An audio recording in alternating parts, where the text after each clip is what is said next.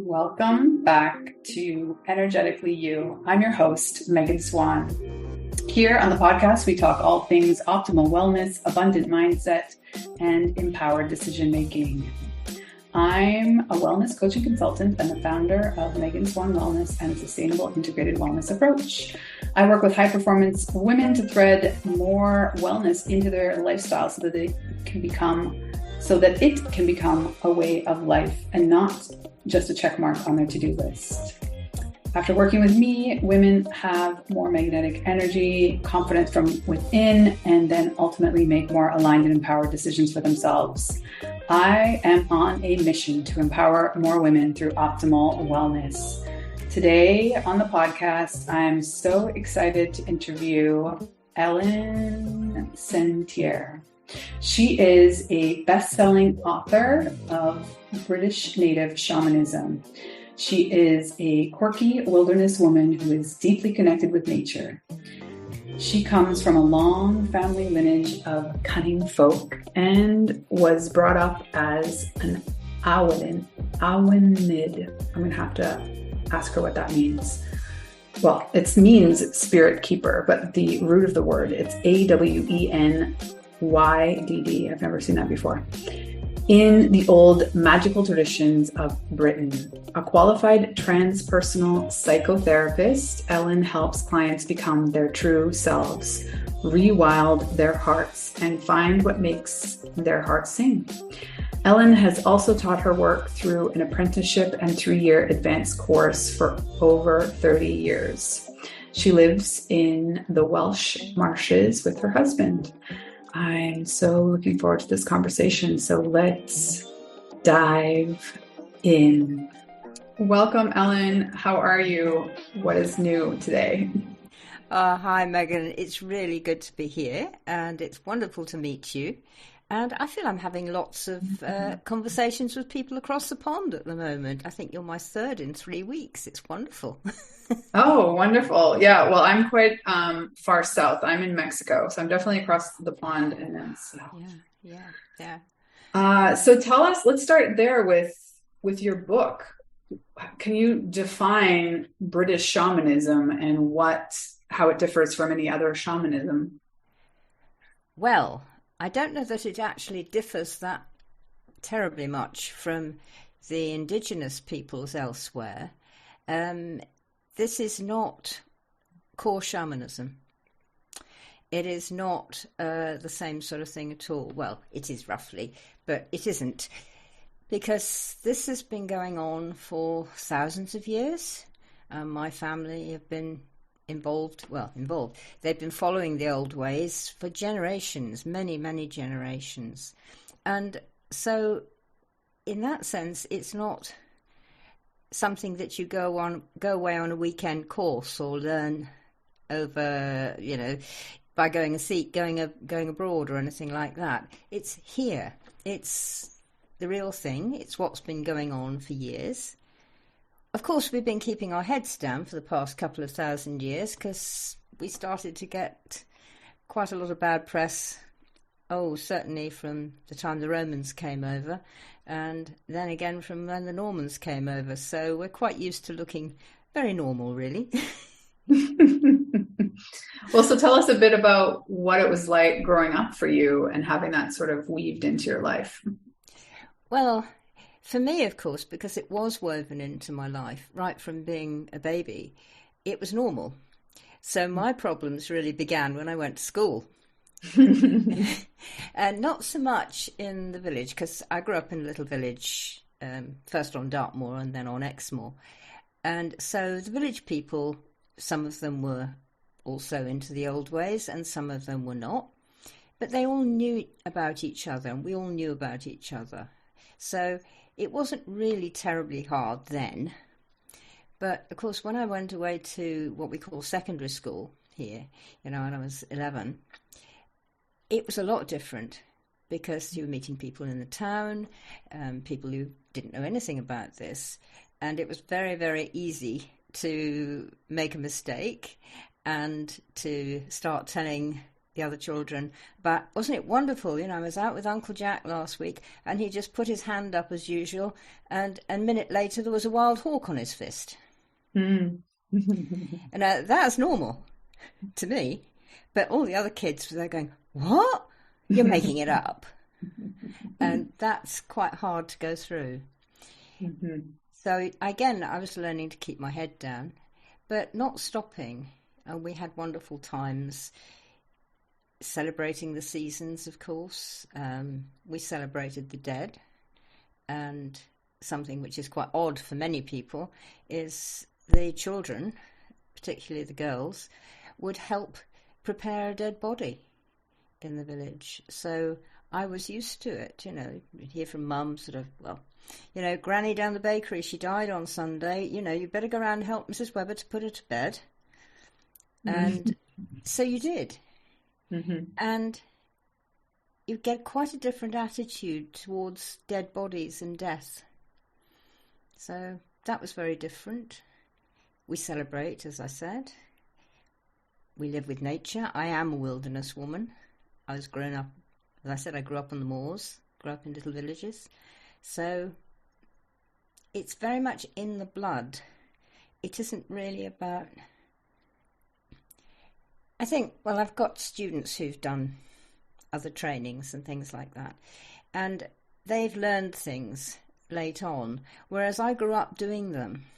Come on, we're going up the hill, we've got to celebrate May Day. And so that is a big difference, because it's a normal sort of thing, and it's what your village did too. That was something I found, it was great fun when I came up here to Shropshire, because I was born, as I said, down in Devon, lived down there for a long time, went to London for 25 years, came back, and sort of moved up country. So I was used to Devonshire ways. That's what I grew up with. Shropshire ways are very similar, but I've met a lot of magic people. Again, you wouldn't know them. Pass them in the supermarket. They're just like me, just like anybody else. And they've got slightly different ways here. And that has been very interesting. I've got friends in Scotland. Their ways are a little different. My mum's people came from Yorkshire. Their ways are a little different. So it's a way of life, Megan. And it's also very good for the things that you like keeping well. Yeah, no, I'm fascinated by it. Can you deconstruct this word? Like, what is, I've never seen it before, and I don't know how to pronounce it. Awenydd? Right. Awenydd. Awenydd. Oh, I completely didn't have that. It's Welsh, which is the old British language. So double D is sounded like TH. That really helps you, Yeah, thank you. When you get double L, you have to go, oh, which sounds really weird. It's very similar to Cornish and the languages they speak in Brittany. So it's very much a west coast of that side of Europe. Has a lot of similarities. Okay, so that way it sounds a little bit more like wind or spirit. Well, it does. Arwen is the word for spirit, and the YDD, the ith on the end of it, is a person who is a spirit keeper, one who knows spirit. The plural is lovely too, awenydd. So you add, when there's lots of you, you add ION on the end. Ashun, I like it. And I, yeah. And then I also really loved how you said cunning folk, and I'm guessing it's intentionally capitalized. Oh, yes. Tell me about that. What's your concept of cunning, first off? Let me ask you one first and start it off. Well, at this point in my life, I would say sort of like a magnetic energy. Yeah, it is. And cunning is similar to the word con, and the old word con means to know. It doesn't mean to sort of do somebody out of something. And so it's partly related to knowing, conning, The Scottish call it kenning, Kenning. And so it's the people who know. And if you know anybody called Cunningham, for instance, their family will go back there. Because Cunningham is one of the old names that grew out of Cunning Folk. So Cunning Folk are people who know the ways of herbs, they know the ways of trees, they are very empathic, they can very likely, like we say in coaching, we say read the room. Well, you can read the room. You can go in there and you feel the energies. So the magnetic energy is good, you see, because you feel the energies. And you know the old ways and you practice them. You know them by doing rather than by learning in a book and going through exams or anything like that. And you sometimes learn by falling flat on your face, of course, because everybody does that. Yeah. And does that help you at all? Because they've been doing it so for it's almost ages. it's like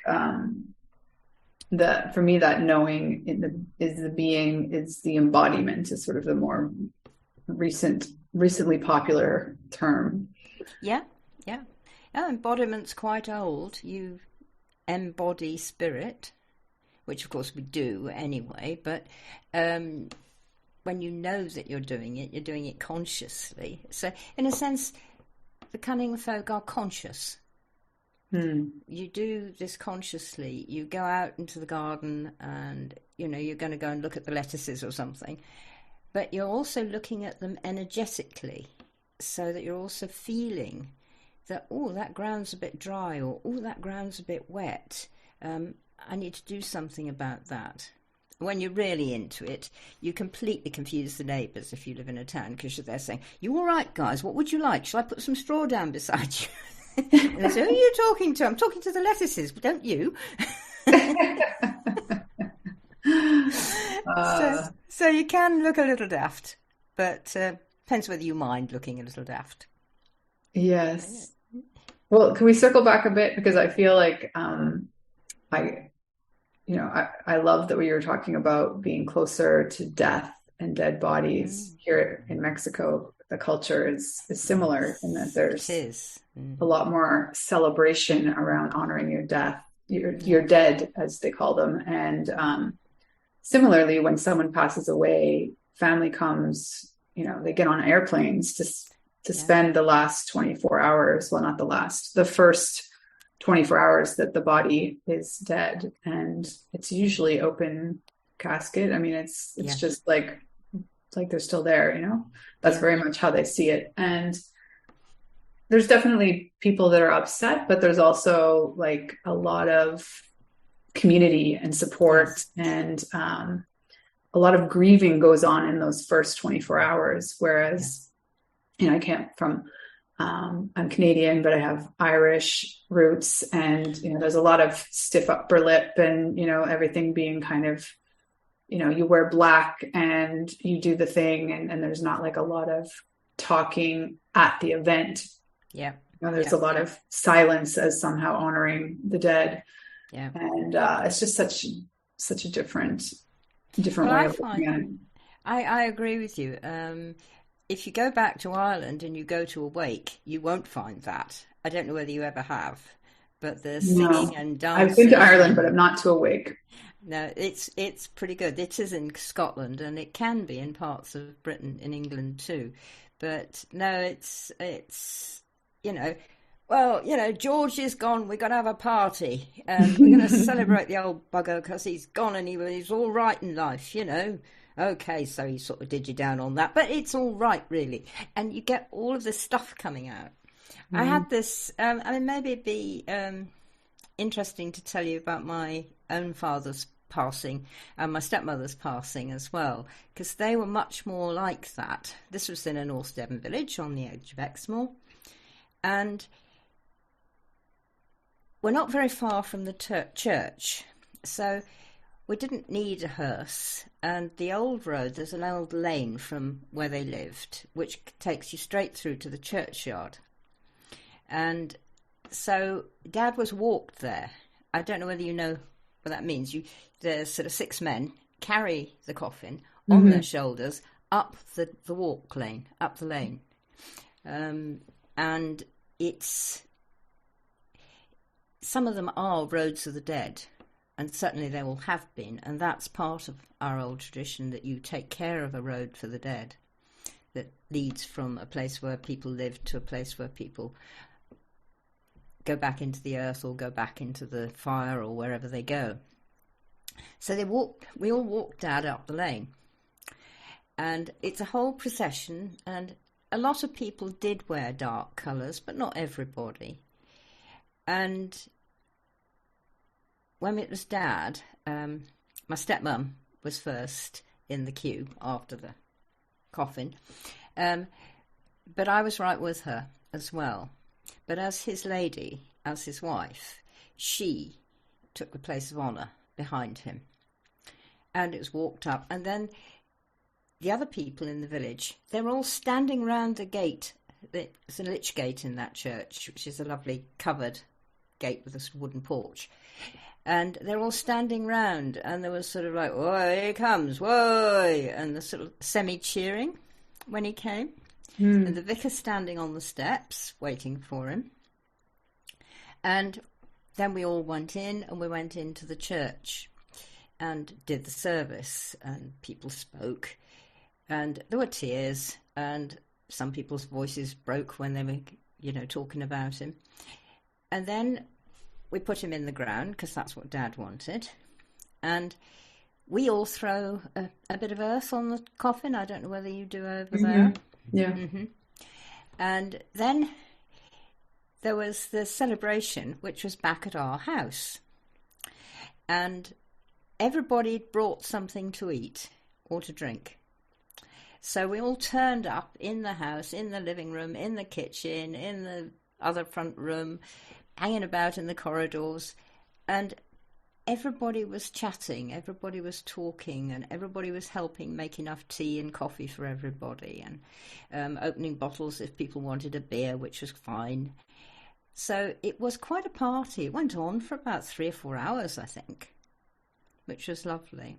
And one thing that was absolutely amazing there, when my mother died when I was very young, 3.5, of cervical cancer, and I knew, and Dad took me to the funeral and this sort of thing, and we had her laid out on the dining room table, open casket, people came round, so I saw her, and that was fine.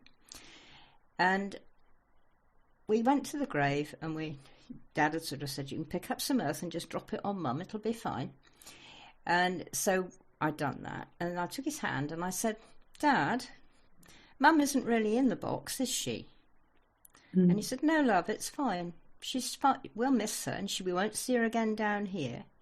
But she's fine now. She's not ill anymore." And it's all lovely. And that made such a difference of closure for me, and I can see it now, looking back.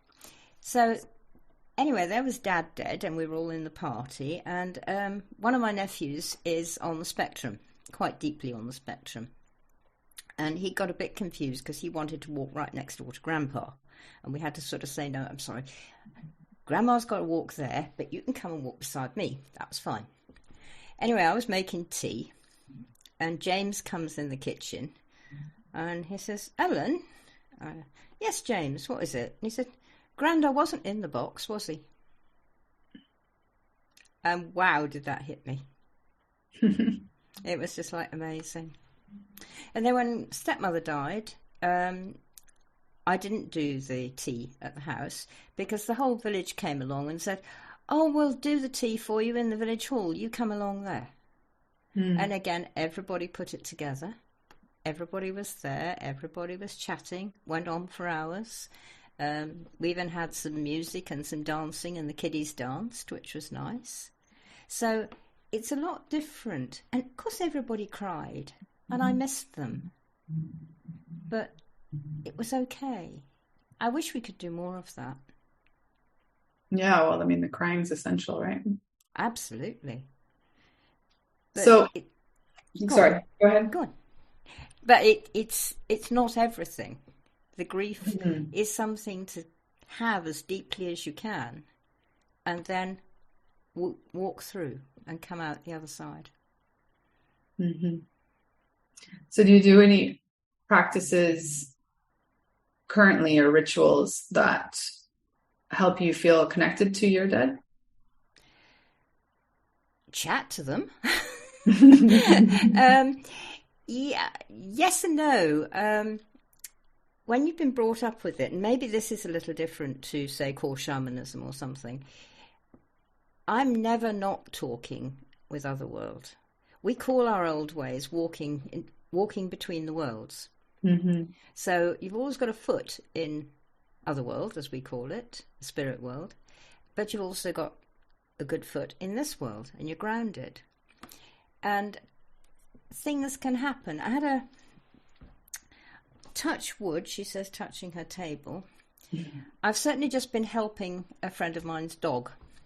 About 5-6 days ago, the poor dog, was discovered to have renal failure. Mm. Now that's terminal. Mm-hmm. And my friend was, of course, in a right state because her dog's only 3.5. And it's sort of like, no, this shouldn't be happening. And of course it is happening, but there you go. And so she said, can you do anything? Which is really nice because I won't rush in and try and heal the dog, but I will go and give the dog energy, or a person, to do with what they need. If that means they've got to die, then I give them energy to help them die. So I asked my otherworldly gang, and they said, yeah, you can help the dog. All I had to do was, I was there with my cat. I was actually cuddling my cat with my face in her fur, because she helps as well. And it was like this golden energy, this great huge river of golden energy was pouring down into the dog. And it lasted for about 5 minutes. So I thought, oh, well, that looked good. I don't know what that means. I don't know whether that has actually pushed her over into death or whether she's getting any better. So this morning, my friend called and said she's been out for a walk and sent me a little video of her playing. I don't know whether this is just a remission or whether she's decided, and Otherworld has decided, that she can stay for a bit longer. I don't know. And that's not my business. But all I did was just say, can I? There was no sort of ritual. Can I do this? And then it says, yes, you do it now. And you know that inside you. And yes, you've got to involve with the cat, because the cat's like what we call my familiar spirit. So the cat and I were there sending energy to the dog. And then all of a sudden it just goes, turn off. And it's gone. You go, oh, right, okay. I'll wait and hear what's happening to that. So it's not, you don't have to sort of light candles or do anything like that. You can if you want to, but it's not necessary. You just have to be there, being a channel for this energy and not getting in the way. Learning to do that, we do that by learning by doing rituals. But once somebody has got the hang of it and what we call got it in their bones, then, they find themselves suddenly in a street accident. Bang, I'm on it. And then, oh, I'm off it. It's over. I don't need to be there anymore. Whatever with the person. Does that make any sense? Yeah, it does. So I'm curious, what are some, could be rituals or sort of traditions that you celebrate in the next coming months? Because there are many that are maybe not what most people celebrate. Well, we've just done one, which was the autumn equinox. And we've got 4. Well, no, we've got 8. And 4 of them are because of what the sun does, and that's like midwinter, spring equinox, midsummer, and autumn equinox. And those are things that happen in the universe for the sun. Mm-hmm. But in the middle, in between each of those, we've got 4 more, and they are particularly about the earth, what the earth is doing. So at the autumn equinox, that is the beginning of winter. and it will go, well, no, sorry, that is the middle of autumn. That is autumn coming in. I'm getting this wrong. Excuse me. Start again. Autumn is the beginning of autumn. Then the next one we call Samhain, which is spelled Samhian, and it's Halloween. Mm-hmm. Now, that is halfway between autumn and midwinter. So that midwinter is called midwinter. So Samhain is the beginning of winter. And then the other side of winter, halfway between midwinter and spring equinox, we've got what we call Imbolc. That's got funny spelling too. It's Imbolc, and we don't say most of it. We just say Imbolc. Instead of Imbolc, which you can say that, but people may not recognise you. And that being the beginning, being in between midwinter and spring equinox, that is like the end of winter and the beginning of spring. And it's a turnover. Each one of those is for us a threshold. So you arrive at this. Autumn equinox I love. Well, I love the equinoxes because it's that balance point. You know, the 2 moments in the year when you've actually got 12 hours of daylight and 12 hours of dark. And there are only those 2 moments at spring and autumn when you have it. And it's a real pivotal point. So one of the things we do, and it's part of the practices, is as you come up to any of these seasons, what has happened to you between this season and the last season? And you can just sit there with a cup of tea and the cat in your lap if you want, and make a list of what's happened. And it's quite nice to have a 2-column list so that you've got the things that you didn't like very much and the things that you did like. And you then go through what we call a thanking thing, because even the things that you didn't like, even the things that hurt, that you wished shouldn't and couldn't have happened, they will all have brought you something. They will all have brought you gifts. They will all have had something for you to learn and grow from. So go through them and sort of say, well, you know, that man ran into my car and it was really annoying and it cost me 500 quid or something. What did I learn from it? So you go right back over the whole event. You sort of think, well, actually, I wasn't looking when I came out of that turning. Maybe. Mm-hmm. You know, or maybe he learned something because of the way you responded to him. And so you actually go through this thing, and there are pivotal little moments that happen in your life. Like you drop your favourite teacup and smash it. And that's sort of pretty heartbreaking, really. But it's sort of like, okay, it's gone. Yeah? And you just go through those the evening before equinox. And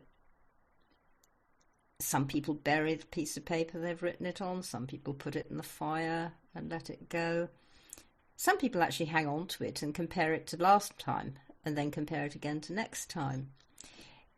What you do is what you feel is appropriate. We're not very good at having sets of rules. In fact, there's an absolutely lovely phrase that we say of ourselves is you get a load of awenydd or a load of pagans in a room and it's like herding kittens. You can't get the same opinion out of any of them. Well, I was actually going to touch on that as you were talking in the beginning about how you noticed that there were quite unique perspectives and even just little towns close to where you grew up. And so what is the general attitude amongst like-minded people? I mean, is there any sort of anybody trying to convince someone else of their opinion, or there's more of this? Well, there can be. I mean, you always get somebody who's got to be right. And, you know, you think, yeah, we're all right, darling, don't worry about it. Whatever turns you on. There's quite a lot of that attitude. But, no, I mean, there are as many opinions as there are people. And we're all I suppose we're really quite anarchical in a way. We're not ruled by each other. Then be somebody who's walked further down the path than you and you really respect them. And I've got a couple of people like that. And I'll go and ask, Leela what she thinks, because I know she's got something to say. But they're not your queen or your goddess or anything like that. They're somebody who's walked further. And every now and again they can be wrong. Another, one of my teachers years and years and years ago, lovely woman called Barbara, and I've been not quite worshipping her, but I was pretty well on her case at the time, and poor woman, I feel for her now, and it's awful when somebody does that. Anyway, she said something which is a bit private, so I won't share it, and I suddenly went, oh, that is not what I think. And she hasn't actually seen me. And it was like suddenly she'd got ordinary feet of clay. Mm-hmm. And I still love her and loved her very much and listened to her and, went to learn from her and that. But suddenly she wasn't a goddess anymore. And it was absolutely stunningly wonderful and quite heartbreaking. Mm-hmm. When you lose somebody you think is, the best thing since sliced cat food, then... Well, there you go. I like that twist. But you know what I mean by that. Yes. Then you've lost them. But you haven't, of course. They've just become themselves in your eyes. And you've taken them off the pedestal that you put them on and taken their halo off and their crown and everything else. Which is probably, well, having had it done to me, it's very relieving when somebody lets you go and you think, yeah, I am just a woman. It's fine. Mm-hmm. I think a lot of people can relate at the very least doing that with their parents at some point, at some point you take them off this. Depends on how early. Yeah, it's a teenager thing as well, isn't it, that? Yeah, I'm about to go into it. I'm relishing the last days of, someone really respecting my opinion around here in the house. It's fine. Teenagers rule the world. It's absolutely marvellous. They know everything, so, it's just, fine, whatever. So you mentioned how having ritual at the beginning helps you sort of tune into this energy maybe better. Yeah. Do you have any recommendations or tips for us on that inner trust? Because again, you pointed out that it's more of just what you feel should be done in the moment, or, just with the example of the paper, but it could be on a much grander scale. Yeah. Oh, it is. And well, there's the very starting exercise, and it's about connecting between Mother Earth and Father Sun, as we call it. And I've got it on a recording on my website, so people can get it there. We call it Earth Sun. And all you do is just be quiet, sit quiet. You don't have to sort of go into special lotus positions or hold your thumbs and fingers in funny positions. Just be quiet and reach down through your body. Feel something like quivering down your spine is a good one. Going right down into the earth and through the crust of the earth and through the rocks and through the molten rocks and right down into the heart cave of Mother Earth. And there you'll meet the spirit of Mother Earth. And you've brought with you this thread that is you, which comes from your heart, and it's quivered down your bones and down through the earth. And Mother Earth has a thread in her spirit too. And she takes you in her arms, maybe you dance, play together, and then she says, come on. And you, with both of your threads, you go back up the thread, up through the earth, through your body, out of the top of your head, and out across the atmosphere, across space, to the sun. And there you dive into the sun through all this beautiful golden flame, right into the golden heart of the sun. And there you meet the spirit of the sun. And the sun has a thread attached to his spirit. It's masculine for us. His spirit. And the 3 threads twine together. And the 3 of you dance and play and hug together. And then Father Sun says, "Come on." And he dives out of the sun, and you go with him, and Mother Earth comes with you, and the 3 of you back across space, back down through the atmosphere, through the top of your head, down your spine, and back down to the heart of the earth again. And you just let that keep happening, going up to the sun and down to the earth, with the sun and earth spirits with you. And after a little while, Father Sun will sort of say, "Well, that's it for me for today. I'm going to stay here." So you and Mother Earth go back, and you go back to the heart of the earth. And she says, "Well, it's time for you to be off on your own now." And so you leave Mother Earth there, and you come back into your own heart. And gradually, slowly, carefully, you wake up.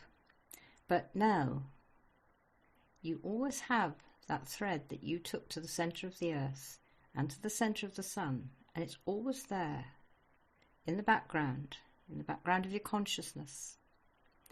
And you can draw on that all the time. Even little things like, I don't know, you cut your hand cutting the vegetables. Have a quick grab on that energy on the thread. You're going to meet the bank manager for a loan. Grab on that energy for the thread for Mother Earth and Father Sun. You know, you want a parking space. Grab on the energy. "Give me a parking space, please, near where I want to be." Even little tiny things, and it's not disrespectful to ask for that. I mean, not unless you're being a spoiled brat about it, but most of us are not. And you've got this all the time. But if you do it every day, preferably when you get up and sometime in the evening, you'll find it becomes a habit, and you can get on that thread very quickly so that it's always there. You can use it to choose food. You can use it when you go to the doctors. You can use it when you've got a cold. It's beautiful. I love that practice. It's not quite Harry Potter, but it works.